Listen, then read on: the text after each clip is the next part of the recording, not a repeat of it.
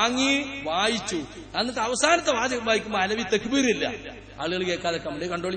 സാധാരണ മനുഷ്യ പ്രകൃതിയുള്ളവരായിരുന്നു പ്രവാചകന്മാർ. അവർക്ക് സാധാരണ മനുഷ്യരെ പോലെയുള്ള കേൾവിയും കാഴ്ചയും മാത്രമേ ഉണ്ടായിരുന്നുള്ളൂ.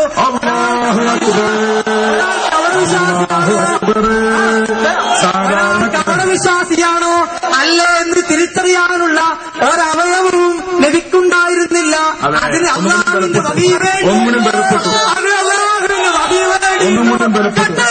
നിങ്ങൾ കെട്ട വാക്കുകളാണ് വഹിയുണ്ടായിരുന്നു. കണ്ടോ? ഒന്നുകൂടി ഇട്ട് കൊടുക്കുക.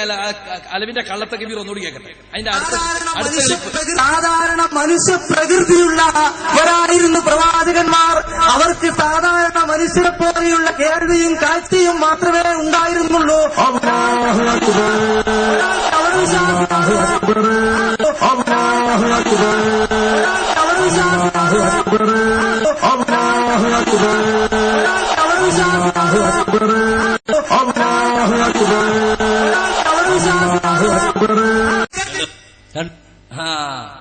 അതാണ് മൂസ.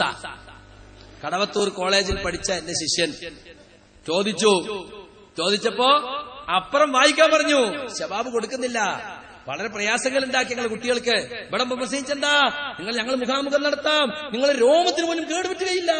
അന്ന് അവർ രക്ഷപ്പെട്ടത് എങ്ങനെയാ നിങ്ങള്? ഇവരെ സ്വഭാവമാണിത്.